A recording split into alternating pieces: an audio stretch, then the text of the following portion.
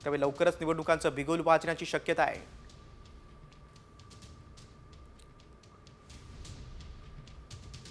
तीन महिन्यात पालिका निवडणुका होतील असं फडणवीस बोललेले आहेत.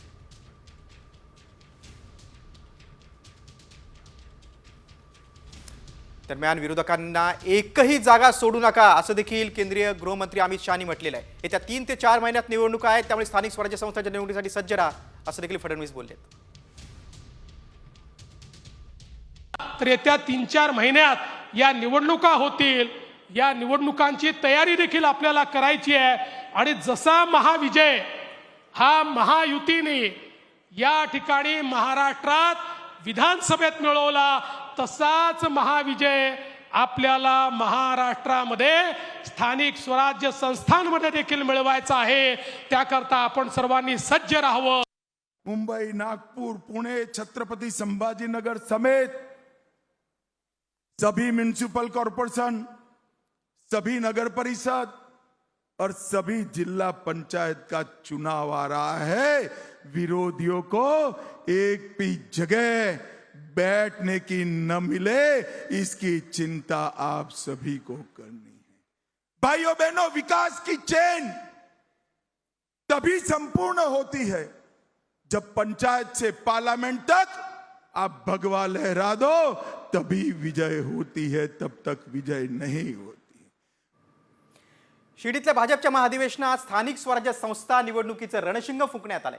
अमित शहांच्या नेतृत्वाखाली शिर्डीत 2 बैठका होत आहेत. पहिली बैठक आहे नवनिर्वाचित मंत्र्यांसोबत, तर दुसरी बैठक आहे भाजप कोर कमिटी सोबत. आणि या बैठकीत अमित शहा आता पालिका आणि जिल्हा परिषद निवडणुकीचा आढावा घेणार आहेत. स्थानिक स्वराज्य निवडणुकीत मोठा विजय मिळवण्याचा संकल्प भाजपनं केलाय.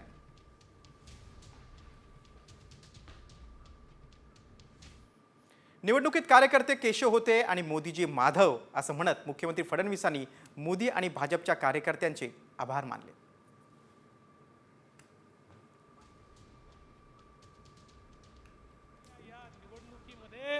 निवडणुकीच्या युद्धामध्ये लोकांचा जो विश्वास जिंकायचा होता, तो विश्वास जिंकण्याकरता त्या पार्थाची भूमिका किंवा त्या केशवाची भूमिका तुम्ही सगळ्यांनी या ठिकाणी निभावलेली आहे.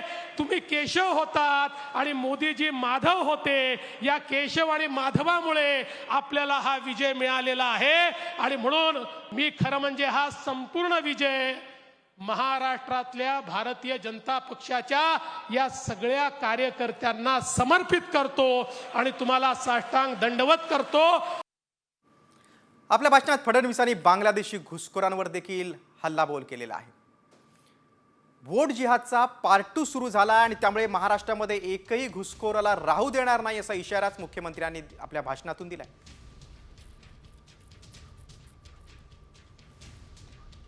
एका गावामध्ये 100 लोकांना जन्माचं प्रमाणपत्र मिळत आहे. 50 वर्षाचे 60 वर्षाचे लोक अचानक आपल्या जन्माचं प्रमाणपत्र काढतायत. वोट जिहादचा पार्ट 2 सुरू झालेला आहे. हे सगळे घुसखोर आहेत. या घुसखोरांना बाहेर काढण्याचं आव्हान हे आता आपल्या समोर आहे. या देशामध्ये एकही घुसखोर या महाराष्ट्रामध्ये आपल्याला त्या ठिकाणी राहू देता कामा नये. भाजपच्या महाधिवेशनातून केंद्रीय गृहमंत्री अमित शहांनी शरद पवार आणि उद्धव ठाकरेंवर देखील तोफ डागलेली आहे.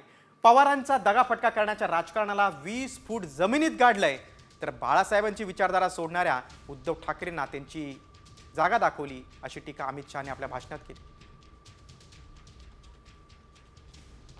महाराष्ट्र की विजय ने 1978 से शरद पवार जी ने जो दगा फटका की राजनीति शुरू की थी, उसको 20 फुट जमीन में दफनाने का काम आप लोगों ने किया. 78 से लेकर 24 तक महाराष्ट्र अस्थिरता का शिकार रहा. वो अस्थिरता की राजनीति को समाप्त कर एक स्थिर रास्ते पर चलने का काम ये मजबूत देवेंद्र फडणवीस सरकार देकर आपने किया है.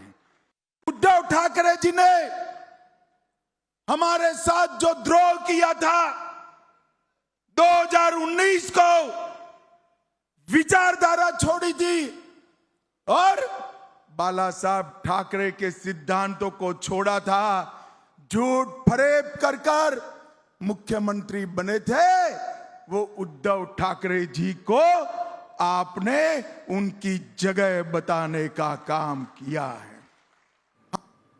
अमित शहाने उद्धव ठाकरेंवर केलेल्या टीकेला आता ठाकरे गटानं देखील उत्तर दिलेलं आहे. बाळासाहेबांचे विचार जर कोणी देशात पुढे नेत असतील तर ते उद्धव ठाकरे आहेत, असं खासदार अरविंद सावंत यांनी म्हटलंय. तर भाजपनं निवडणुकीत नोट जिहाद केलं असा आरोप विनायक राऊत यांनी केला.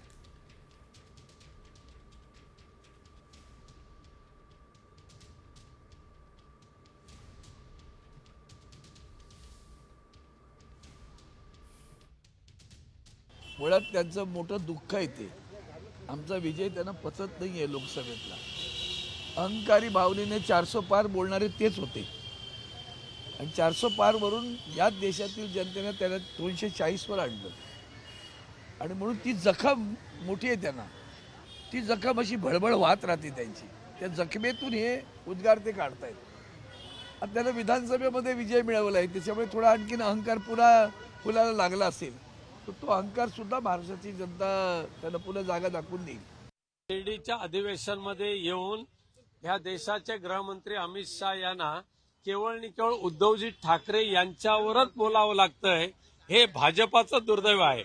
शिवसेनेने वोट जिहाद केला, पण त्या पलीकडे भारतीय जनता पक्षाने नोट जिहाद केला. संपूर्ण मतदारांना खरेदी करायचं आणि मतं घ्यायची ही भ्रष्ट राजनीती जर ह्या देशामध्ये कोणी सुरू केली असेल तर ती भारतीय जनता पक्षाने केली. दुसरीकडे खासदार नारायण राणेने देखील ठाकरेंवर टीका केली. महापालिका निवडणुकीत ठाकरे गटानं स्वबळाची नारा दिला आणि त्यानंतर नारायण राणेंनी प्रतिक्रिया दिलेली आहे की ठाकरेंची आता स्वबळाची ताकद राहिली नाही असं म्हणत राणेंनी उद्धव ठाकरेंना पुन्हा एकदा डिवचलंय. उद्धव ठाकरे पहिलं केव्हाही असे हात करायचा, दोन्ही हात, आता माझ्या जात नाही असे. आता एवढे राहिलेत, असे होते ना, आता मुठभर राहिलेत. काय सोबळावर लढणार? म्हणजे उद्या सोबळावर लढणार, 1 आला काय 5 आले काय, याच्या सोबळाची ताकद त्यांची नाही. शिवसेना बाळासाहेबांच्या वेळी वेगळी आणि आता साहेबांनी 46 वर्षात जे मिळवलं यांनी 2.5 वर्षात गमावलं. आता पुढच्या बातमीकडे. वाल्मिक कराड विरोधात सरपंच संतोष देशमुखांचं कुटुंब आता आक्रमक झालंय. सरपंच देशमुखांचं कुटुंब उद्या मोबाईल टॉवरवर चढून आंदोलन करणार आहे. वाल्मिक कराडवर मोक्का लावा आणि 302चा गुन्हा त्याला आरोपी करा या मागणीसाठी आता आंदोलन करण्यात येणार आहे. हत्या प्रकरणात आम्हाला न्याय हवा अशी मागणी सरपंच देशमुख यांचे भाऊ धनंजय देशमुख यांनी केली. की मी उद्या टेलिफोनचं टावर आहे त्या टावरवर जाऊन आंदोलन करणार आहे. माझ्या मागण्या जोपर्यंत मान्य होत नाहीत, माझ्या मागण्या मान्यच करावं लागतील. आरोपीला सगळ्या खंडणी ते खुनापर्यंत सगळ्यांना 302 आणि मोकामध्ये घेतलंच पाहिजे, नाहीतर मी वरून उडी मारून मी संपून घेईन. खंडणी प्रकरणातला आरोपी वाल्मिक कराडचा शस्त्र परवाना रद्द करण्यात आला आहे. बीडच्या जिल्हाधिकाऱ्यांनी ही कारवाई केलेली आहे. वाल्मिक कराड याच्यावर 15 गुन्हे दाखल आहेत. गुन्हेगारी पार्श्वभूमी असलेल्या 100 शस्त्र परवाना धारकांचे परवाने जिल्हाधिकाऱ्यांनी रद्द केले. यात वाल्मिक कराडचाही परवाना रद्द झाला.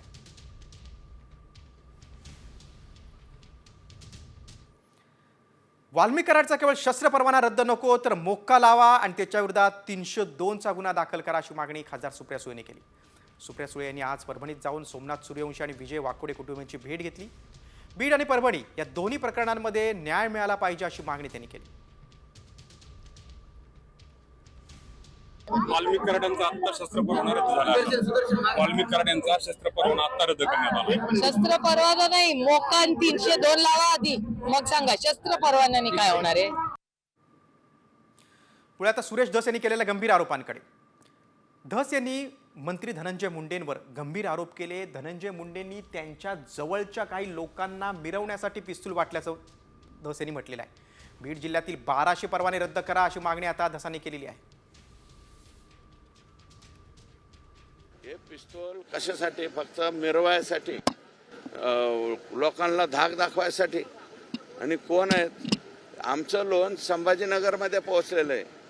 धनंजय मुंडे हे मंत्री जे आहेत त्यांच्या जवळच्या काही लोकांना फक्त मिरवायसाठी संभाजीनगर जिल्ह्यात सुद्धा काही हे दिले गेलेले आहेत, काय म्हणतो आपण ते, बंदूक. सुरेश धसे नंतर राऊत यांच्या टीकेकडे वळूया. मुख्यमंत्री म्हणतात की कोणाला सोडणार नाही, मात्र त्यांनी मुख्य आकालाच सोडलेलं आहे, मोक्कातून बाहेर ठेवलंय, अशी टीका संजय राऊतांनी केली. वाल्मिक कराडला मोक्का लावला नसल्यावरून राऊतांनी सरकारवर निशाणा साधलाय.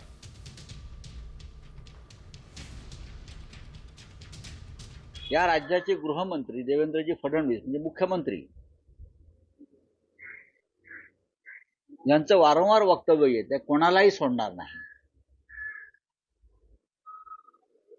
पण मुख्य आरोपीला त्यांनी सोडलंय आणि मुख्य आरोपीला सोडून सगळ्यांना त्यांनी मोक्का लावला. भारतीय जनता पक्षाची राज्य करण्याची ही पद्धत आहे. मुख्य आका आपल्या पक्षात कायम ठेवायचा आणि त्याच्या खालचे जे लोक आहेत त्यांच्यावर कारवाई करायची. धनंजय मुंडे यांच्या मंत्रिपदाच्या राजीनाम्याबाबत अजित पवारांना प्रश्न विचारल्यानंतर अजित पवार भडकले. कोण काय म्हणतंय त्याशी मला देणं घेणं नाही, या प्रकरणात जे कोणी दोषी असतील त्यांच्यावर कारवाई केली जाईल असं आश्वासन अजित पवारांनी दिलं. त्या संदर्भामध्ये जे कोणी दोषी असेल त्यावर कारवाई केली जाईल. सरकारने काही कोणाला वेगळं काही ट्रीट करायचा नाही, सगळ्यांना कायदा सारखा. त्या संदर्भामध्ये कितीदा तेच सांगायचं, जे कोणी त्या एकंदरीत चौकशीमध्ये दोषी असेल त्या सगळ्यांवर कारवाई होईल. पुढच्या बातमीकडे. सरपंच संतोष देशमुख हत्या प्रकरणात आरोपी विष्णू चाटेचा मोबाईल अजूनही सापडलेला नाही. हत्या प्रकरणात आतापर्यंत 5 मोबाईल जप्त केलेत आणि सर्व मोबाईल तपासणीसाठी आता फॉरेन्सिक लॅबमध्ये पाठवण्यात आले. मात्र विष्णू चाटेनं अद्यापही CIDला मोबाईल दिला नाही. फरार असताना नाशिकमध्ये मोबाईल फेकून दिला, मात्र तो कुठल्या ठिकाणी फेकला हे आठवत नसल्याचं विष्णू चाटेनं CIDच्या पथकाला सांगितलं.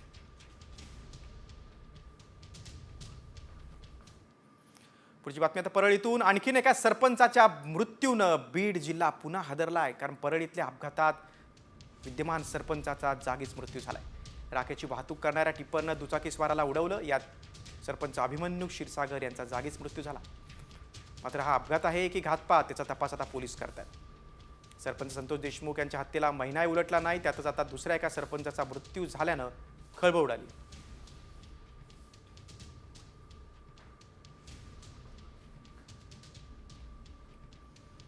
दरम्यान या प्रकरणात आता परळी ग्रामीण पोलीस ठाण्यात चालक भोजराज देवकर याच्या विरोधात गुन्हा दाखल झालाय. अपघाताला कारणीभूत असलेल्या चालकाला तत्काळ अटक करावी अशी मागणी ग्रामस्थांनी नातेवाईकांनी केली होती.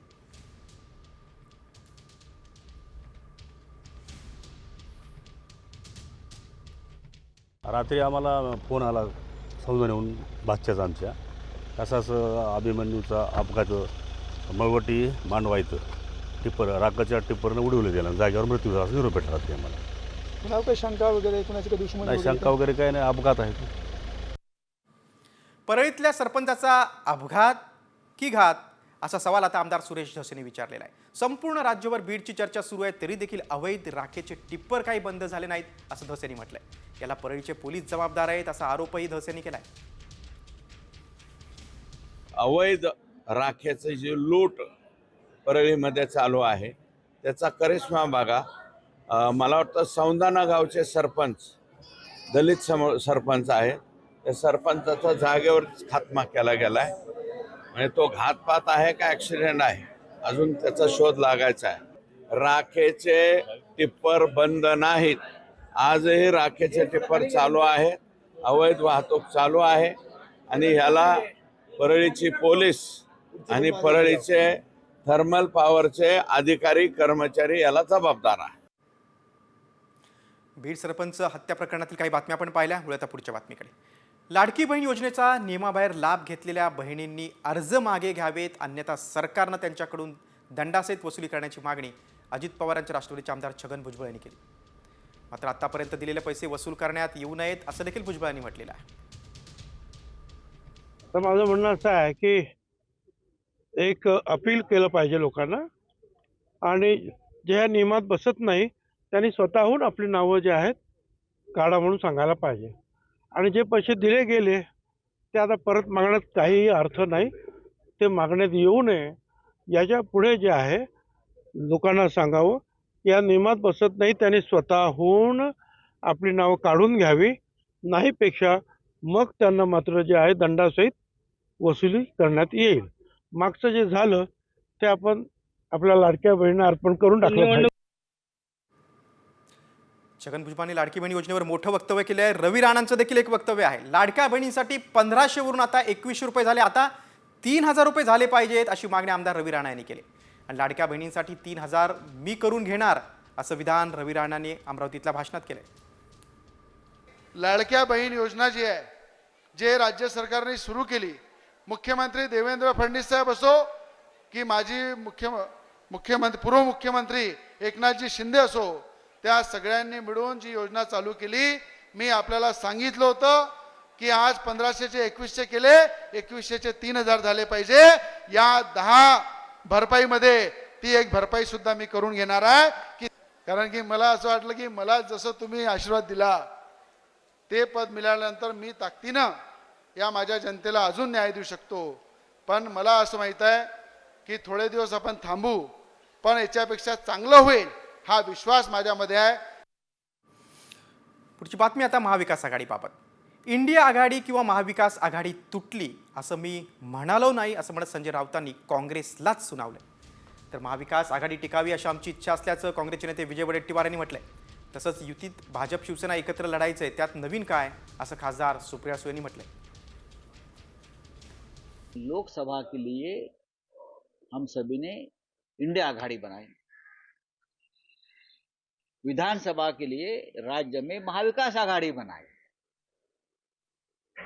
अब जो लोकल बॉडी चुनाव है ये कार्यकर्ताओं का चुनाव होता है, तो सभी कार्यकर्ता चाहते हैं कि हम चुनाव लड़ें, और उसमें 3-4 पार्टी एक साथ मिलकर चुनाव लड़ते हैं तो कार्यकर्ताओं के ऊपर अन्याय होता है. कांग्रेस के नेताओं ने मेरा बयान ठीक से सुनना चाहिए, सुनने की भी आदत लगनी चाहिए. हमने ये नहीं कहा की इंडिया आघाडी तुट गई है, महाविकास आघाडी तुट गई है. ते काय बोलले ते सगळ्यांनीच महाराष्ट्राने ऐकलं आहे. त्यांनी काय बोलण्यात त्यांना दुरुस्त करत असतील तर आम्हाला आनंदच आहे. आमची सगळ्यांची इच्छा आहे की महाविकास आघाडी टिकावी आणि मिळून एकत्र लढावेत. महाराष्ट्रामध्ये अजूनही जनता आमच्या सगळ्यांची महाविकास आघाडीची वाट बघते, लोक वाट बघतायत. त्यामुळे त्यांनी काही म्हटलं असेल तर आम्ही उद्धवजींशी चर्चा करून, मी काल त्यावर बोललो, आणि पुढे सुद्धा आमच्या हायकमांडशी चर्चा करून ही आघाडी टिकावी असा आमचा आग्रह राहील. उद्धव ठाकरे एकदा एकला चळवळीचा नारा दिलेला आहे. हो, पण दरवेळेस भारतीय जनता पक्ष आणि शिवसेना जेव्हा एकत्र होते त्यांच्या युतीमध्ये, तेव्हाही सगळे एकटेच लढायचे. त्याच्यात नवीन काय?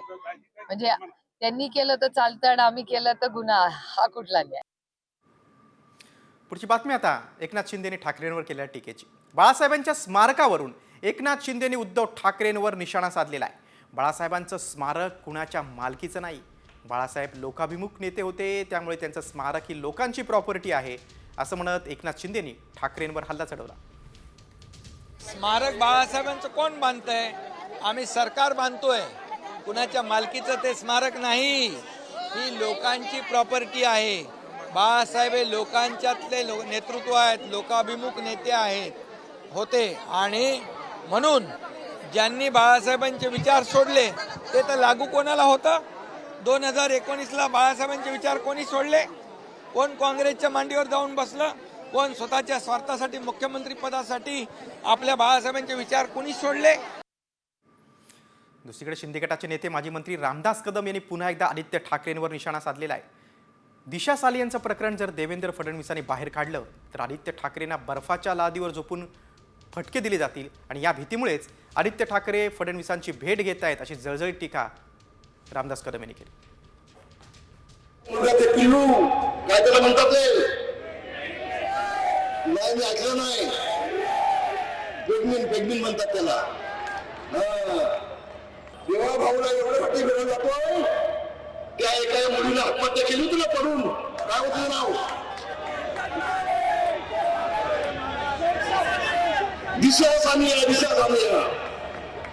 आता याला भीती वाटायला लागली की आता देवा भाऊन हे प्रकरण काढलं की याला बर्फाच्या गाडीवर झोपवतील आणि दे फटका. पुढची बातमी मंत्री गोगावलेंच्या वक्तव्याची. महिलांवर अत्याचार करणाऱ्या नराधामांना जास्त दिवस ठेवणं योग्य नाही असं खळबळजनक विधान मंत्री भरत गोगावलेंनी केलंय. बाहेरच्या देशात जसा ऑन द स्पॉट निकाल दिला जातो तसा कायदा आणावा लागेल अशी मागणी भरत गोगावलेंनी केली. बाहेरच्या देशामध्ये ऑन द स्पॉट जो का त्यांचा जय महाराष्ट्र केला जातो, तसा एखादा कायदा आणावा काय हा आता आम्हाला विचार करावा लागेल. रोह्यामध्ये जो प्रकार झाला, मी परवा 2 दिवसापूर्वी जाऊन भेट देऊन आलो, ते निंदनीय प्रकार, अत्यंत 11 वर्षाच्या मुलीवरती त्या नराधमाने जो अत्याचार केलेला आहे त्याला माफी तर नाहीच आहे, परंतु त्यांना जास्त दिवस पण ठेवणं योग्य दिसत नाही असं आम्हाला वाटतं. पुढची बातमी नाशिकमधून. नाशिकच्या नांदगावचे आमदार सुहास कांदेंच्या अंगरक्षकाच्या भाईगिरीचा एक व्हिडिओ समोर आलेला आहे. कांदेंच्या अंगरक्षकानं हॉटेलमधील वेटरला रिव्हॉल्वर दाखवून धमकावलंय. विशाल झगडे असं या अंगरक्षकाचं नाव आहे. हॉटेलमध्ये वेटरला रिव्हॉल्वर दाखवली. नाशिक रोड इथल्या हॉटेल रामकृष्णमध्ये हा सगळा प्रकार घडलाय. विशाल झगडे हा हॉटेलमध्ये 2 साथीदारांसह जेवायला आला होता. त्याने हॉटेलमधील वेटर सिरॉन शेख याला बोलावलं. त्यावेळी बोलताना संशयित झगडेनं वेटरला शिवीगाळ केली आणि त्यावरून वेटर बोलला असता झगडेनं त्याच्याकडील शासकीय रिव्हॉल्वर काढून वेटरसमोर रोखली आणि शिवीगाळ केली, धमकावलं. हा सगळा प्रकार CCTVत चित्रित झालाय. मात्र शस्त्र दाखवून धमकावल्याप्रकरणी गुन्हा दाखल झालाय. तसंच ही रिव्हॉल्वर पोलिसांनी आता जप्त केली.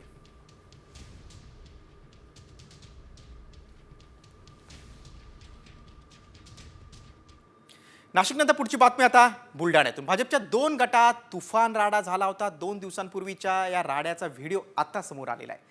मलकापूर कृषी उत्पन्न बाजार समितीच्या सभापती निवडणुकीत भाजपच्या 2 गटात हा राडा झाला. भाजपचे आमदार चैनसुख संचेती यांच्या गटाचे संजय काजळ हे बिनविरोध निवडून आले आणि त्यानंतर मलकापूरचे भाजपचे नेते शिवा तायडे यांच्या गटाने त्यांच्यावर हल्ला केला. प्रत्युत्तर म्हणून दोन्ही गट सभागृहातच भिडले आणि पोलिसांसमक्षच हा सगळा राडा झाल्यानं परिस्थिती तणावपूर्ण झाली.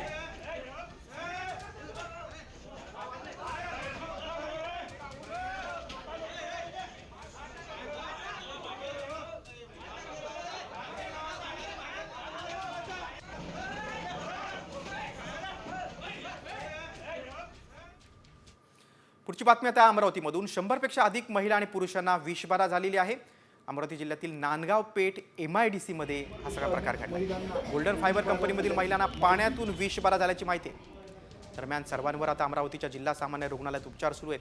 विषबाधा झालेल्या महिलांना खासगी रुग्णालयात दाखल का केलं नाही असं म्हणत युवा स्वाभिमानचे पदाधिकारी आक्रमक झाले.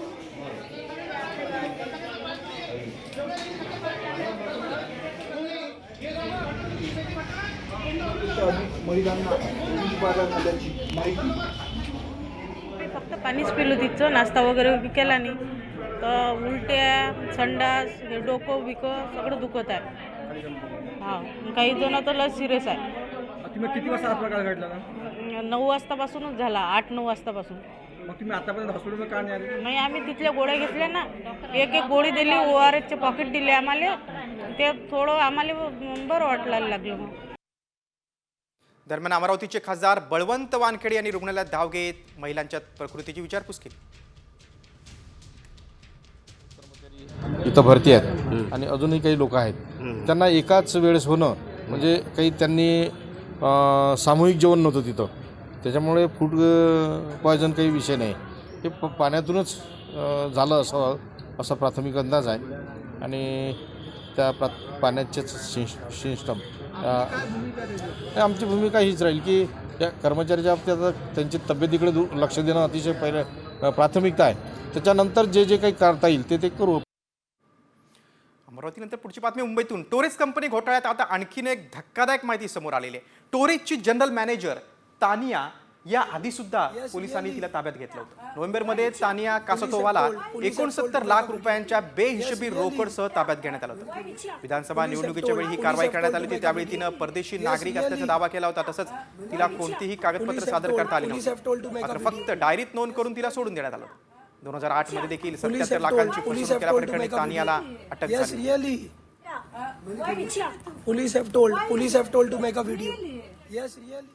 दरम्यान टोरेसच्या विविध शाखांमधून 9 कोटींचा मुद्देमाल जप्त करण्यात आला आहे. तसंच बक्षीस स्वरूपात गाडी स्वीकारणाऱ्या 15 गुंतवणूकदारांचीही ओळख पटवण्यात आर्थिक गुन्हे शाखेला यश आलेलं आहे.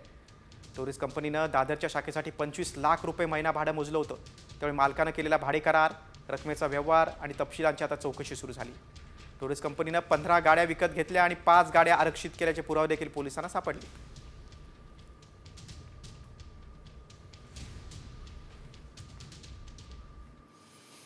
पुढची बातमी पुण्यातून.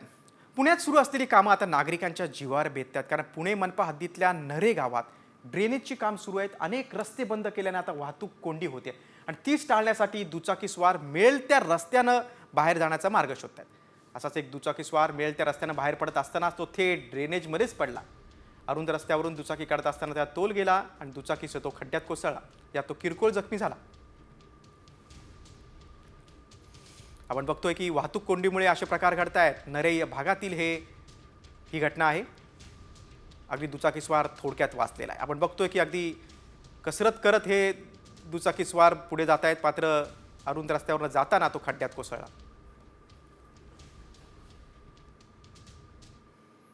तर पुढच्या अपघाताची बातमी आहे मुंबईतून, भाईंदर भागातून. कार आणि बाईकची अगदी समोरासमोर धडक झाली. त्याचा व्हिडिओ देखील आता समोर आलेला आहे.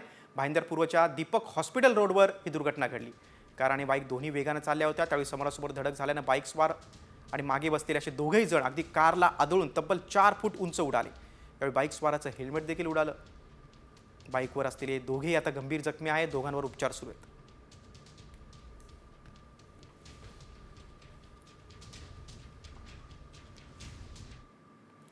राज्यातील एसटी कर्मचाऱ्यांसाठी आता खुशखबर आहे. एसटी कर्मचाऱ्यांसाठी आता कॅशलेस रुग्णालय उभारण्यात येणार आहे. परिवहन मंत्री प्रताप सरनाईक यांनी ही घोषणा केली.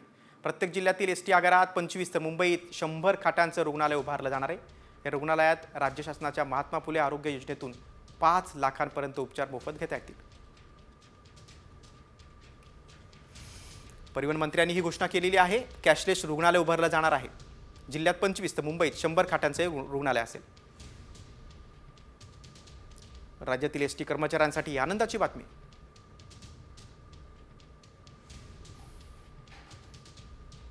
परिवहन मंत्री प्रताप सरनाईक यांनी या कॅशलेस रुग्णालयाबाबतची माहिती दिलेली आहे.